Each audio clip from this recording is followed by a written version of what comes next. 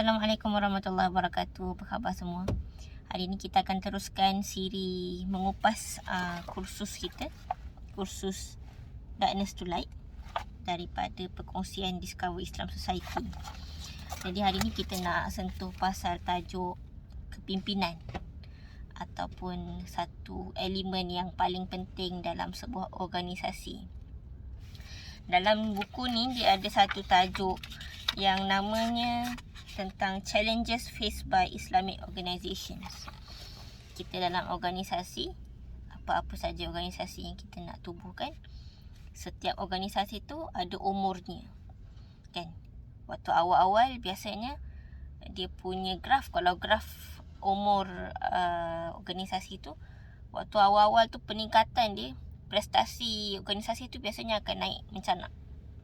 Sebab apa?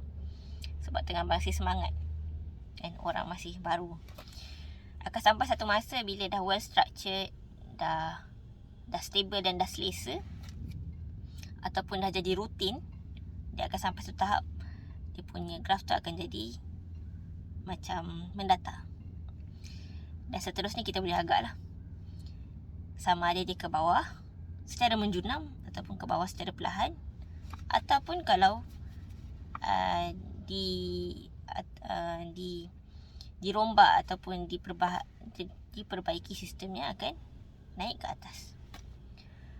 Jadi peranan paling penting, antara peranan yang paling utama dalam organisasi ini adalah leader. Itu yang kita nak sentuh hari ni, kepimpinan, leadership. Okey, bercakap pasal leader, kita baru mendapat barisan kabinet Malaysia malam semalam 8.15 PM kan, Perdana Menteri kita umum. Alhamdulillah, kita banyaklah kan hari ni, banyak orang mengulas tentang wajar tak wajar, siapa layak atau tidak layak pada sesuatu kabinet. Tapi saya personally memikirkan bahawa sehebat mana pun barisan-barisan orang yang dipilih dalam kabinet, yang menggerakkannya adalah ketuanya. Ketuanya perlu memiliki satu kemahiran menjadi ketua supaya dapat koordinate dengan baik. Itulah kita mau minta supaya ketuanya tu boleh koordinate dengan baik lah kan. Dapat menggunakan ataupun dapat bermain dengan bahan yang dah ada dalam kabinet tu sendiri. Wallahualam. Kita tak sentuh pasal politik hari ni. Okey, bercakap pasal kepimpinan dalam organisasi. Kita tidak nafikan ataupun kita mengakui bahawa sebaik-baik contoh kemanusiaan, sebaik-baik contoh dalam memahami seni-seni dalam hubungan kemanusiaan adalah Rasulullah sallallahu alaihi wasallam. Sebab apa? Allah Subhanahu Wa Taala sendiri telah mengangkat Rasulullah sebagai satu pattern. Kalau translate uswah, kalimah uswah tu pattern terbaik untuk kita ikut. Laqad kana lakum fi rasulillahi uswatun hasanah. Uswah yang baik. Jadi dalam kepimpinan pun ada pada Rasulullah. Itu uswah. Maksudnya dia bukan hanya qudwah, tapi dia setiap relung-relung kehidupan tu dia ada contoh yang kita boleh ikut. Termasuklah dalam organisasi. Jadi penulis, tak tahu siapa penulis modul ni, mungkin gabungan kot NGO ni, dia telah menyenaraikan beberapa ciri-ciri kepimpinan. Leadership, bak kata Dr. Sajid Umar, adalah ownership. Dia pendapat dia lah sebenarnya. Leadership bagi dia adalah ownership. Maksudnya seorang pemimpin yang nak mengaku pemimpin, dia kena ada perasaan ownership tu. Dia kena rasa dia memiliki benda yang dia nak ketuai tu. Dia kena rasa kepemilikan, belonging terhadap benda yang dia tengah usahakan, terhadap benda yang dia tengah terajui. Kalau dia tak rasa tu benda yang dia own ataupun dia uruskan, macam mana dia nak rasa bertanggungjawab? Dan kalau dia tak rasa bertanggungjawab, macam mana dia nak memimpin sehabis baik? Itulah benda yang dikatakan sebagai leadership is ownership.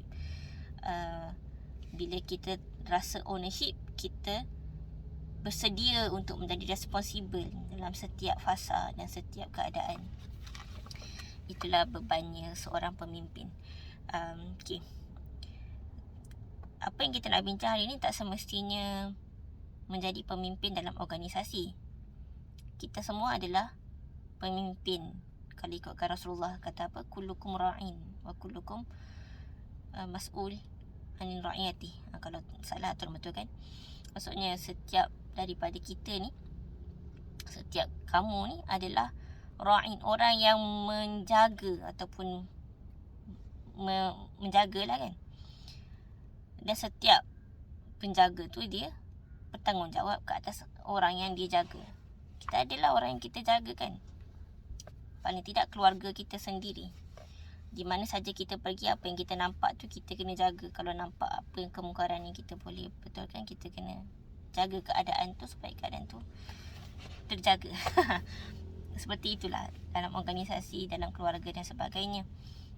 Kalau isteri di rumah dijaga anak-anak, dan kalau suami dijaga isteri dan anak-anak dan sebagainya, apatah lagi dalam organisasi company dan sebagainya.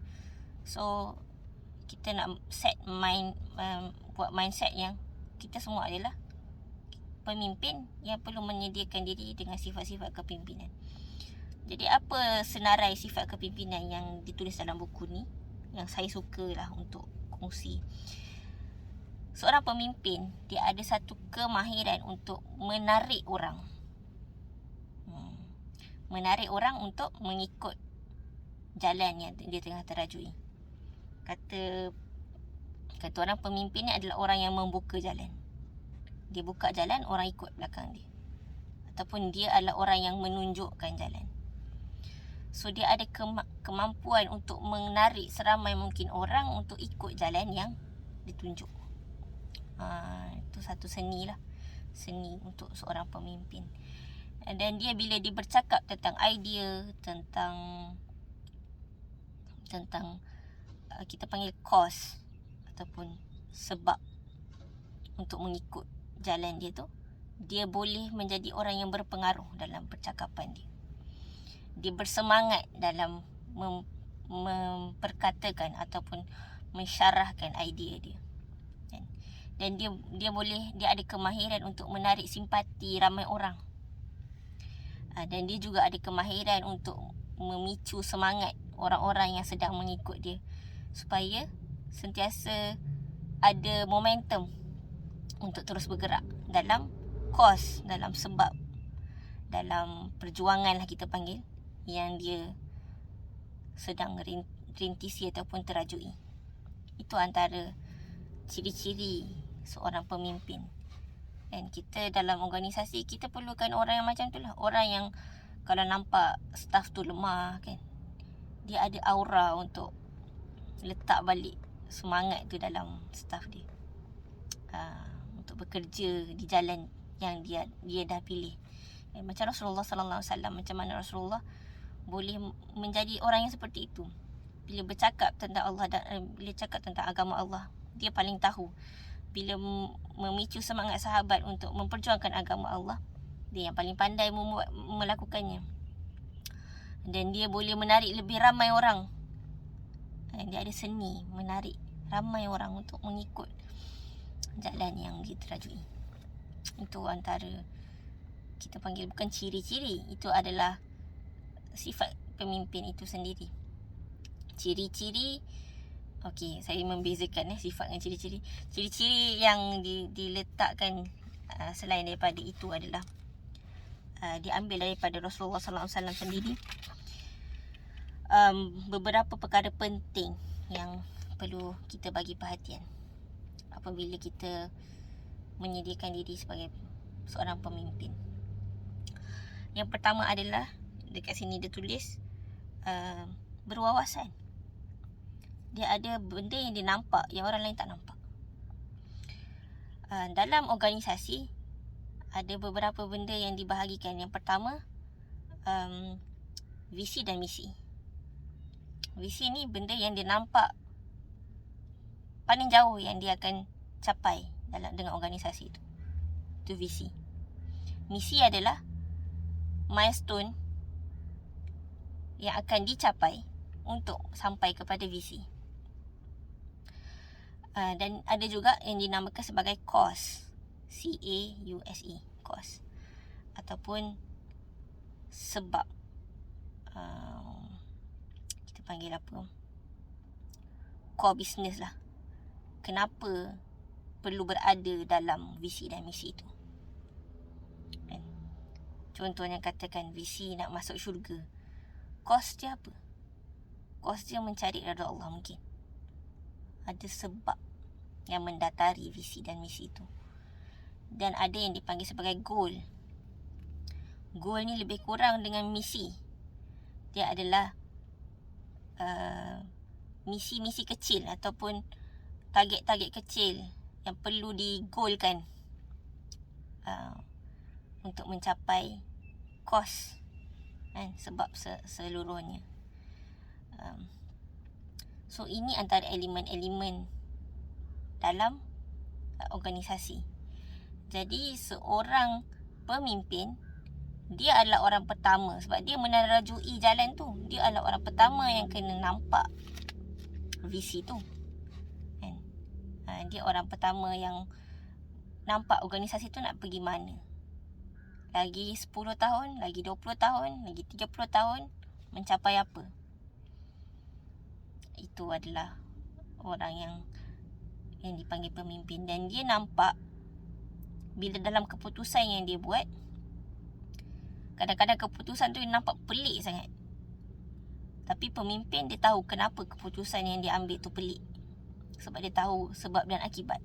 Akibat daripada pilihan hari ini lagi 10 tahun akan datang macam mana dia akan menjadi. Macam Rasulullah sallallahu alaihi wasallam dalam perjanjian Hudaibiyah. Nampak berat sebelah dan sebagainya. Tapi Rasulullah tahu apa di balik strategi di balik apa yang dilakukan. Itu adalah keistimewaan seorang pemimpin. Dia nampak benda yang orang tak nampak. Dia nampak jin. Okey, itu yang pertama.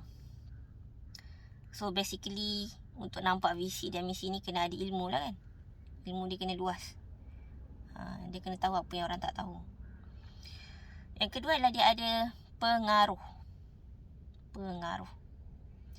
Pengaruh ni datang daripada macam-macam. Dan pengaruh ni diberi, bukan dibeli. Kita tak boleh nak beli pengaruh. Ada orang dia ada jawatan tinggi-tinggi pun tapi orang tak hormat dia. Ada orang dia tak ada jawatan pun tapi orang hormat dia. Maksudnya dia ada pengaruh. Orang dengar apa dia cakap. Dia ada substance. Pengaruh ni macam-macam lah kan. Ada banyak teori pengaruh kat luar sana. Tapi pada Rasulullah apa yang kita boleh belajar? Rasulullah SAW adalah seorang yang ada karisma. Akhlak dia tu akhlak Al-Quran. Al-Quran adalah panduan hidup. Betul. Akhlak Rasulullah adalah akhlak Al-Quran. Akhlak yang terpandu. Akhlak yang bila kita ikut ada panduan untuk kita. Dia ada karisma dalam akhlak dia. Dia ada karisma dalam percakapan dia. Dia tak bercakap kecuali apa yang Allah wahyukan kan. Dan Rasulullah SAW dia ada satu apa kita panggil, satu tarikan buat sahabat-sahabat untuk sentiasa cuba menjadi seperti dia kan. Maksudnya orang yang berpengaruh ni orang yang orang nak jadi macam dia. Sebab apa orang nak jadi macam seseorang? Sebab orang suka pada orang tu. Kita ikut orang yang kita suka, betul tak? Kita akan cuba sedaya upaya untuk meniru gaya, meniru cara seseorang tu bila kita dah jatuh suka pada seseorang tu. Itu yang dipanggil pengaruh. Kadang-kadang tak perasan pun dalam diam kan. Jadi benda tu berlaku. Dan Rasulullah SAW adalah orang yang sebegitu. Kita boleh lihatlah macam mana sahabat-sahabat kan cuba sedaya upaya untuk buat apa yang Rasulullah buat. Rasulullah bangun malam. Rasulullah buat itu, dia buat itu kan.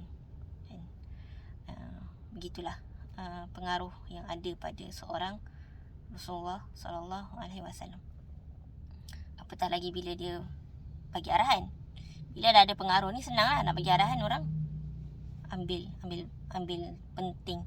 Sampai kan masa perang Ahzab kan, Sa'ad bin Mu'az bertanya kepada Rasulullah, apakah keputusan Rasulullah bertanya pendapat mereka, dan mereka bertanya balik kepada Rasulullah, apakah idea yang Rasulullah bagi ni adalah berdasarkan wahyu ataupun berdasarkan Rasulullah sendiri. Kalau Rasulullah sendiri, dia dah wajib ikut. Dan dia sampai macam tu sekali, sampai didahulukan Rasulullah begitu sekali. It comes out of respect kan.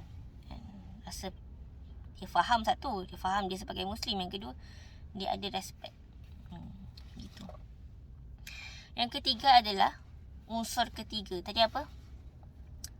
Yang pertama tadi visi, berwawasan. Yang kedua ada pengaruh. Yang ketiga, dia ada satu affinity, dia satu kebersamaan dengan orang sekeliling ataupun orang yang dijaga. Orang sekeliling lah, kita boleh panggil sekeliling.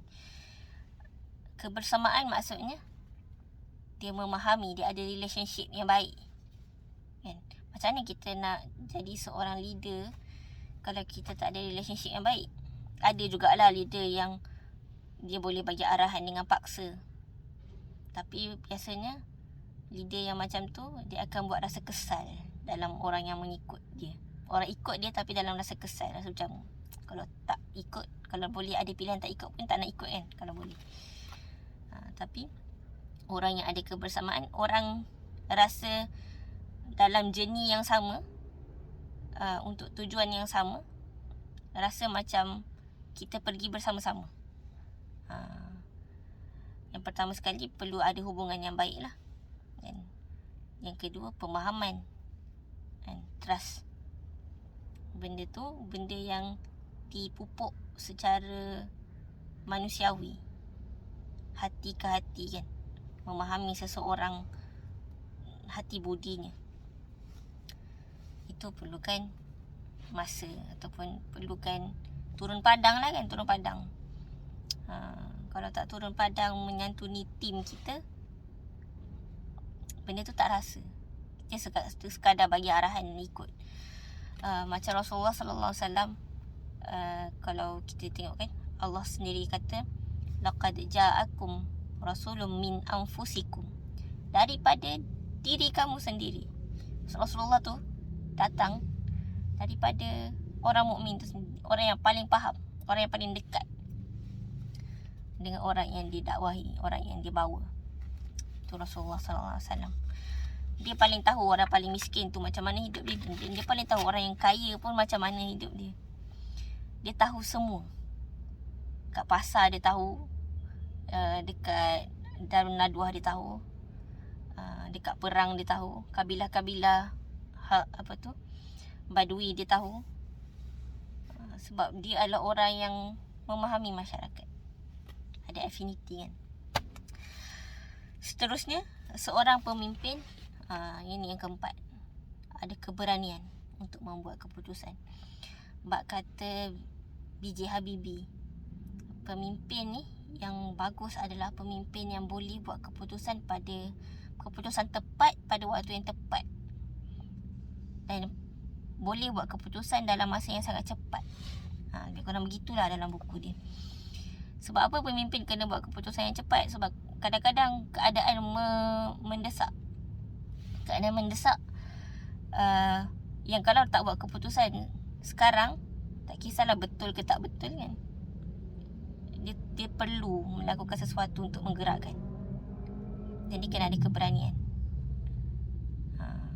Keberanian membuat keputusan tu satulah, keberanian menggerakkan idea dia.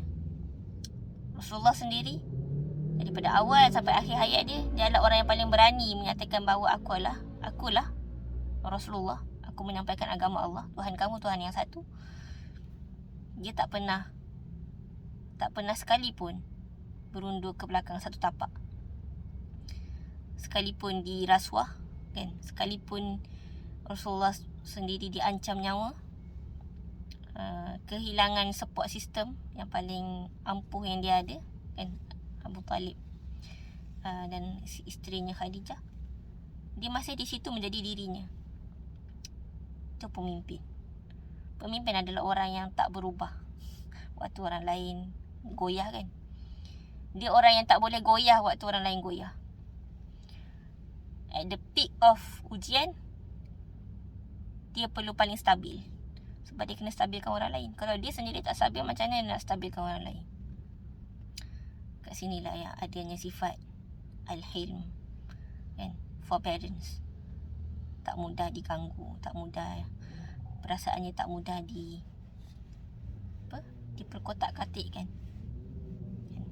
Sentiasa ada kemampuan untuk mengawal kendali amarah, kendali hikmah, kendali respon, kan, respon terhadap krisis. Itu menuntut keberanian sebenarnya, kan? Menunjukkan respon terhadap krisis tu meminta keberanian. Tak ramai orang berani melakukannya. Okey, pemimpin adalah orang yang berani. Seterusnya, adalah itu antara sifat-sifat yang 4 tu, sifat-sifat yang kita boleh extract daripada Rasulullah sallallahu alaihi wasallam sebagai seorang pemimpin. Walaupun kita fikir pemimpin agama ni kena lunak, kena baik dengan semua orang. Ya, betul. Tapi ada waktu-waktu dia adalah orang yang paling memiliki kepahlawanan, kepewiraan, kan? Sebab itulah karismanya. Sebab itulah turun naik menjadi pemimpin tu banyak cabarannya, kan? Dan ada lagi beberapa perkara yang agak teknikal, seperti accountability, transparency, boleh dipercayai, boleh dipersoalkan, mendapat explanation informasi yang cukup, bila kita mengikut seorang pemimpin. Accountability ni benda-benda teknikal. Komunikasi, kan? Sentiasa bila komunikasi tu tak ada hijab, direct, kan? Boleh dia dihubungi secara direct, boleh mendapat arahan secara detail dan terus, kan? Tak perlu dibatas-batasi. Ataupun komunikasi yang efektif lah. Komunikasi yang efektif tu apabila tujuan komunikasi tu tercapai. Komunikasi efektif adalah apabila tujuan komunikasi tercapai. Kadang-kadang kita meeting 2 jam tapi tak selesai masalah. Maksudnya meeting tu tak efektif. Komunikasi dalam meeting tu tak efektif, kan? Kita masih belajar lah, kan? Saya cakap ni sebab saya baca dalam buku je, kan? Kita kongsi. Seterusnya apa lagi yang teknikal? Teamwork. Kemampuan untuk bekerja bersama-sama. Yang ini pun memerlukan kepercayaan. Kalau kita micromanage, kalau seorang pemimpin tu dia micromanage, terutama staff dia yang pandai, staff yang pandai tu pun rasa menyampah, kan? Rasa macam tak dihormati, tak dipercayai oleh bos dia. Kemampuan untuk bekerja sama, kemampuan untuk delegate, untuk execute kepercayaan. Dan teamwork juga memerlukan kemahiran memilih orang yang tepat pada tugas yang tepat. Ini memerlukan ilmu jugalah, kan? Pilih orang yang tepat untuk tugas yang tepat. Macam Rasulullah, dia tahu Abu Zar Al-Ghifari walaupun orang yang paling jujur, dia tak boleh memikul tanggungjawab yang besar sebagai pemimpin, dia tak bagi. Dia tahu orang ini untuk ini, dia tahu karakter orang tu sesuai untuk tugas yang begitu, dia bagi. Rasulullah sallallahu alaihi wasallam. Kita tak tahu kita kalau jadi pemimpin yang dalam organisasi besar, mampu tak? Kan? Mampu tak kita tap skill ataupun tap potensi seseorang tu pada tempatnya. Itu adalah satu kemahiran seorang pemimpin yang sangat, kita panggil apa, sangat istimewa lah, kan? Mahal. Dan lagi satu ciri-ciri teknikal adalah berinovasi. Sentiasa terbuka untuk memanfaatkan ilmu baru, idea baru. Sentiasa terbuka untuk belajar sesuatu idea di luar kotak. Idea di luar kotak ni susah sebenarnya. Sebab kita ni biasa kan. Kita biasa dengan rutin. Kita biasa dengan norma masyarakat. Kalau ada problem A, kita selesaikan dengan cara B. Kita tak pernah terfikir pun untuk selesaikan problem A dengan cara X atau Z, Y ke, yang jauh-jauh tu kan. Walaupun sebenarnya ada solusi yang X, Y, Z tu. Inovasi ni menuntut semangat suka belajar, kesediaan untuk belajar dan rasa teruja dan seronok untuk belajar dan mengaplikasikan apa yang dipelajari setiap masa. Seorang pemimpin tak sepatutnya menjadi orang yang rasa dia tahu semua benda, atau macam rasa macam dah tahu, dah tak perlu belajar daripada orang bawah. Kadang-kadang orang bawah ni ilmu dia Allah yang bagi kan. Allah bagi ilmu tu pada orang kayak kita lah. Kalau kita membuka diri kita untuk belajar, insyaAllah Allah rezekikan ilmu tu pada kita. Jadi itulah sedikit sifat-sifat pemimpin yang kita belajar daripada buku Darkness to Light ni. Semoga kita dapat manfaatkan, gunakan dalam hidup kita seharian, terutama dalam menerajui organisasi ataupun satu perjuangan yang kita sedang bawa. Kita semua ada perjuangan masing-masing. Bab kata Ustaz Syahari dalam buku ni kot, kita semua ada Konstantinopel dalam diri. Konstantinopel kan, kitalah orang yang paling patut memikirkan cara terbaik untuk menawan Konstantinopel itu. Dan bolehlah baca sejarah Sultan Fatih kan, panjang pula ceritanya. Jadi wallahu alam, ya, yang baik daripada Allah Subhanahu Wa Taala, yang lemah dan kurang tu daripada diri saya sendiri. Semoga ia menjadi amal soleh dan semoga kita dapat mendengar sebagai orang yang mendengar dengan cara terbaik dan mengamalkan dengan cara yang terbaik pula. Aqul qawli hadza, astaghfirullah li wa lakum. Assalamualaikum warahmatullahi wabarakatuh.